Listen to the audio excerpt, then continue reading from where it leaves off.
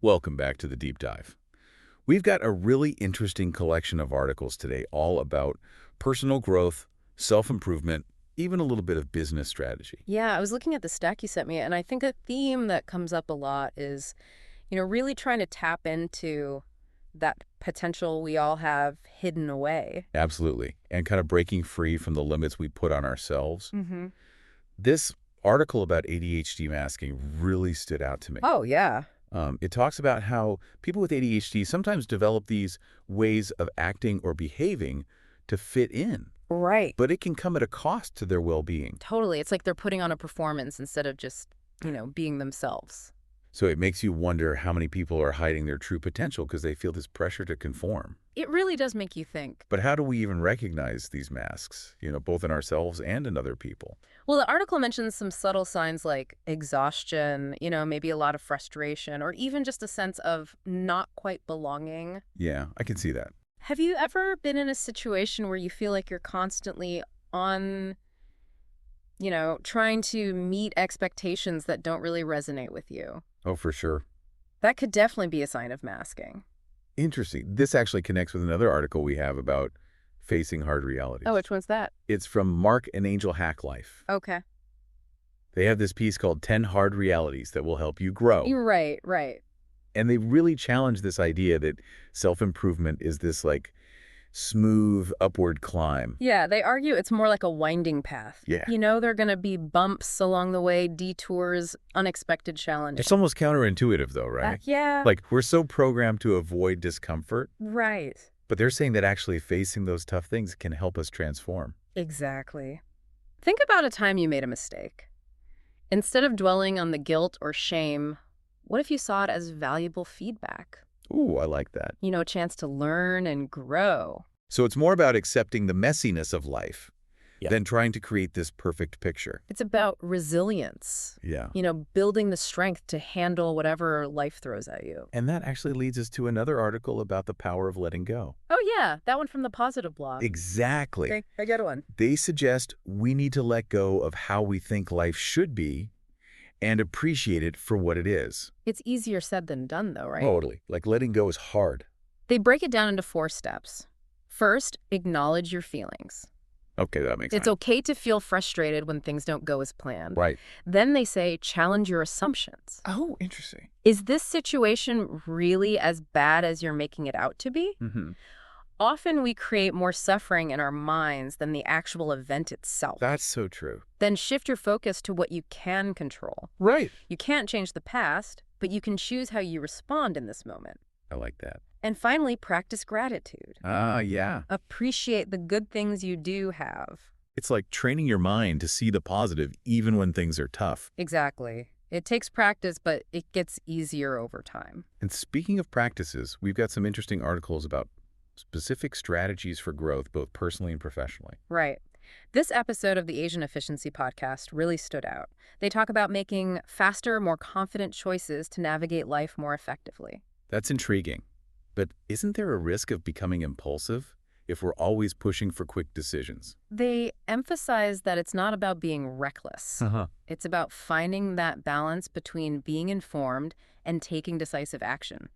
Because indecision can be paralyzing, Oh, for sure. So they suggest developing a clear decision-making framework. That makes sense. And it starts with clarifying your values and goals. Right. Think of those as your compass guiding you towards what truly matters. Love that analogy. And once you have that clarity gathering, information becomes more focused and efficient. Yeah, it's like filtering out all the noise and distractions that can cloud our judgment. Exactly. So what are some ways to actually practice making those quick decisions? They suggest practicing in everyday situations, Okay, so like what? like choosing your route to work, what to have for lunch. Those small choices can be a training ground for bigger decisions. Oh, I see. It's like building that decision-making muscle. Exactly. The more you practice, the more confident you become. Kind of like the idea behind those morning routines we were talking about. Oh, yeah, good point. There's an article from the Positivity blog about that. Right? They suggest 7 habits to brighten your whole day. Things like waking up early, expressing gratitude, taking care of your body, setting daily intentions. It's like starting your day with purpose. Exactly. Mhm. And they emphasize starting with something you enjoy. Yes. Whether it's reading, listening to music, spending time in nature, It's about setting a positive tone. I love that. Now let's switch gears a bit and talk about the power of language. Oh, yeah. This illustrated love letter to language from the Marginalian really captivated me. Me too. The author talks about finding comfort in the clarity of mathematics as a child, Interesting. but ultimately being drawn to the complexity and nuance of language. I think we take for granted how powerful words can be. Definitely. They connect us, they evoke emotions, they can even spark movements. But they can also be used to mislead and manipulate. That's true. It's a reminder to choose our words carefully and be mindful of their impact. Speaking of impact, let's talk business. We've got some articles about innovative business strategies. Yes. This one about business process management, or BPM, caught my eye. BPM, okay. What's the gist? They argue that it's like a secret weapon for streamlining workflows and boosting efficiency. So it's all about making things run smoother. Exactly. They break it down into 3 steps. First, map out your existing processes, identify the bottlenecks and pain points, then Right. find areas for improvement. Can you automate any tasks, simplify procedures? Makes sense. And finally, implement those changes and track the results. It's a very systematic approach. Sounds like working smarter, not harder. Exactly. Now, this next article from Addicted to Success takes a different approach. They have a guide to leveraging business notes for unlocking hidden profits. Interesting. So it's about exploring alternative funding sources beyond traditional loans and investors. Right, they talk about business notes. But what are those exactly? Think of them as a hybrid between debt and equity financing. Okay. They offer more flexibility than a traditional loan, but they also carry some risks. Got it. The article explains how they work and their potential for generating returns, but they also emphasize the importance of due diligence. Of course. So it's like opening up new possibilities for entrepreneurs who might not have access to those traditional funding avenues. Exactly. It encourages a mindset of creativity and resourcefulness. I like that. Now, we also have a collection of articles from Elaine Guillot with advice for entrepreneurs and anyone looking to improve their finances. Oh, yeah, I saw those. What jumped out at you? Well, this one about boosting a real estate career caught my eye. Oh, tell me about it. They really emphasize the importance of being present in your local community. Right, building those relationships. Exactly. Attending community events, networking with other professionals, becoming a familiar face. It's not just about selling houses, it's about becoming a trusted advisor. Absolutely. And they recommend specializing in a particular type of property or neighborhood. So you can really become the go-to expert. Exactly. Differentiate yourself in a competitive market. That's smart. Now, this next one from Elaine Guillot really surprised me. He argues that direct mail marketing is still relevant, Wait, really? even in today's digital world. I would have thought that was a thing of the past. He makes a good point, though. A physical letter can really stand out from all the online clutter. I guess that makes sense. It's tangible, it can be personalized, and it can target specific demographics. So it's about finding creative ways to make a lasting impression. Absolutely. Now, this next one from Elaine Guillot really challenges the status quo. It's called Retirement is Bad, Rethinking the Traditional Concept of Retirement. Whoa, that's a bold statement. Right. He argues that retirement can lead to boredom and lack of purpose. Interesting. So what does he suggest instead? He thinks people should consider alternative ways to structure their later years, Like what? pursuing passions, starting new ventures, finding new ways to contribute. I can see that. Keeps you active and engaged. He actually shares his own experience of retiring at 55 and feeling unfulfilled. So he went back to work. He did, but in a way that aligned with his interests and values. That makes sense. It's a good reminder that retirement doesn't have to mean the end of our productive lives. Exactly. But what about the financial side of things? Well, Elaine Guillot addresses that too. He has an article with 6 tips for improving your financial situation. So what are some of those tips? Things like creating a budget tracking expenses, reducing debt, investing wisely. Yeah, but that can feel overwhelming. Where do you even begin? He emphasizes building an emergency fund first. That's always a good idea. It's about having a financial cushion for those unexpected events. Makes sense. He also recommends seeking professional advice from a financial advisor. Like having a coach for your money. Exactly. Now let's shift gears to something a little different. Yeah. This article about a month-long food project really intrigued me. Oh yeah, the one by Scott H. Young. He did a deep dive into his own eating habits. Right, and really explored his relationship with food. He learned a lot about his body's signals, his nutritional knowledge, and his emotional connections to certain foods. It sounds like a fascinating experiment. It is. It's a reminder that mindful eating goes beyond just calories and macros. But what if someone struggles with disordered eating? Could this type of experiment be harmful? That's a valid concern. He does stress that this was his personal experience and encourages readers to approach any dietary changes with caution. And consult with a healthcare professional if needed. Definitely. It's about finding what works for you. Now, this article from the Save the Marriage blog really caught my attention. Oh, yeah. What did they talk about? It's about the importance of teamwork in relationships. They describe working with this couple who are constantly arguing, Oh, wow. and they emphasize that couples need to see themselves as partners, not opponents. So it's about us against the problem, not me versus you. Exactly. They also offer communication strategies for resolving conflicts constructively. But what if communication feels impossible? They suggest reframing disagreements as shared problems to be solved. I like that. It's about finding common ground, listening to each other's perspectives, and supporting each other. That's so important. It's about cultivating that sense of partnership. Now let's dive into some articles that explore the mind-body connection. This first one from Mind Body Green discusses how life-threatening allergies can sometimes lead to PTSD. Wow, that's intense. Right. The author shares their personal experience and highlights the importance of community support. But what if someone doesn't have that support system? They talk about finding online communities and support groups, Okay, that makes sense. and they discuss practical coping strategies like therapy and stress management techniques. So important. Another article from Mind Body Green explores the connection between stress and breakouts. Oh, yeah, I've definitely experienced that. Right. They explain the science behind it and offer tips for managing stress. Makes you think about your own life, right? What are your stress triggers and how do you cope? They recommend things like exercise, meditation, and getting enough sleep. The basics, but so crucial. It's a reminder that our skin often reflects what's going on inside. Totally. Our bodies and minds are so connected, it's amazing. This next Mind Body Green article is all about vulva care. Oh, interesting. They talk about cleansing, hydrating, preventing infections. Good stuff. But why is it still such a taboo topic? Right. They're trying to normalize these conversations about women's health. Give people the information they need to take care of themselves. Makes sense. They debunk some common myths and talk about maintaining a healthy vaginal microbiome. So what kind of advice do they give? They say to choose gentle, pH-balanced products and avoid harsh chemicals or douching. Oh, good tips. Now, this next article is about something I think a lot of people experience, those pesky eyebrow ingrowns. Oh, yeah, those can be annoying. They explain what causes those little bumps and offer advice on prevention. Like what? Things like proper exfoliation and hair removal techniques. Makes sense. They also say to seek professional help if it gets really bad or infected. Right. Now, for those thinking about starting a family, Mind Body Green has a guide on how to share the news of pregnancy with your partner. Oh, that's cute. They suggest some creative and thoughtful ways to announce the pregnancy. Yeah. But they also acknowledge that not all pregnancies are planned. Right.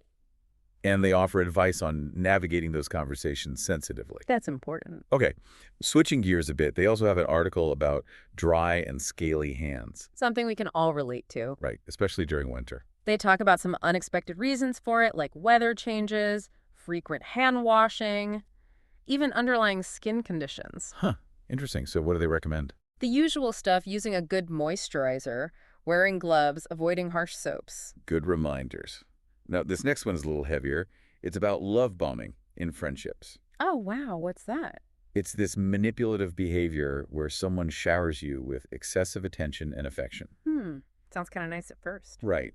But they're doing it to gain control and exploit your vulnerability. Oh, that's not good. It's a reminder that unhealthy dynamics can happen in any relationship, not just romantic ones. So how can you protect yourself? They talk about setting boundaries and recognizing red flags. Like what? Pay attention to inconsistencies between words and actions. If their compliments feel fake or their generosity feels conditional, that's a warning sign. Got it. And most importantly, seek support if you need it. Right. You deserve to be in healthy relationships. Okay, back to Beauty and Aging. Mind Body Green has a piece about 3 treatments for firmer skin. Oh, tell me more. They talk about things like microneedling, radiofrequency, and ultrasound. Those are popular treatments. They emphasize talking to a qualified professional before trying anything. Good advice. And they also highlight lifestyle choices that can help. Like what? The basics: healthy diet, regular exercise, stress management, sun protection. It's all connected. Now let's talk gut health. A registered dietitian shares their daily habits for a healthy microbiome. Love it. What are their top tips? They say to eat lots of fiber-rich foods, fermented foods, and probiotics, Makes sense. and manage stress, which can mess with your gut. Definitely. This next one is about hyaluronic acid supplements for joint pain. Oh, I've heard good things about those. They explain how hyaluronic acid works in the body, lubricating joints and reducing inflammation. Interesting. They do say to talk to your doctor before starting any new supplements, though. Always good advice. Now, for a little self-care, they have an article about facial massage techniques. Ooh, I love a good facial massage. They give step-by-step instructions for improving circulation, reducing puffiness, and promoting relaxation. Sounds amazing. They suggest making it part of your daily routine, even just for a few minutes. I kind of do that.